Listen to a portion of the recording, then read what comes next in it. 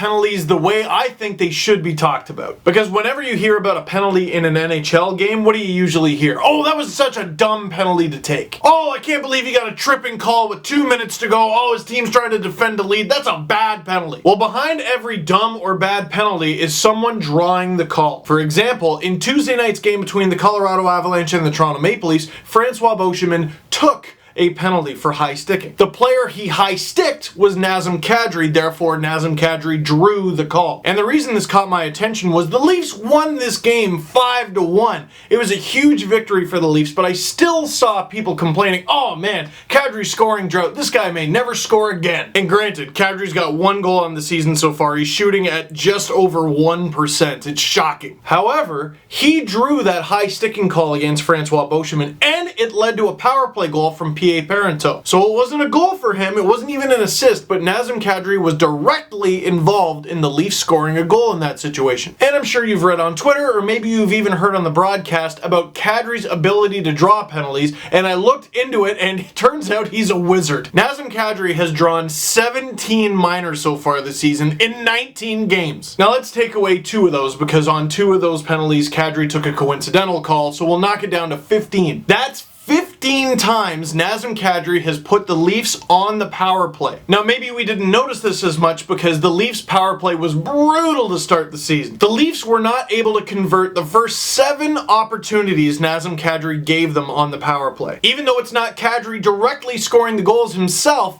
his impact on the Leafs is actually heating up. Because in the last 8 opportunities where Nazem Kadri has put the Leafs on the power play, they have turned that into 3 goals. In one of the Leafs wins over the Dallas Stars, Kadri drew a hooking call on Cody Eakin that resulted in a Joffrey Lupul power play goal. In the Leafs 3-2 shootout loss to the Washington Capitals, Kadri goaded Tom Wilson into taking a double minor for roughing. James Van Riemsdyk scored on that power play. And most recently, Kadri drew a high sticking call on Francois Beauchemin that put the Leafs on the power play. P.A. Parenteau converts. So I said earlier that Kadri has given the Leafs 15 power play opportunities this season. They have converted on 3 of them. That is a 20% success rate. And the Leafs overall on the power play so far this season are 20.7, so it's about the same. So what that means is odds are for every 5 penalties Kadri draws, the Leafs are going to get about 1 goal. And look, that doesn't excuse the fact that he only has 1 goal so far this season, especially considering he has the most shots on the Toronto Maple Leafs. I'm not saying the guy deserves an award, but we agree that taking penalties is bad, right?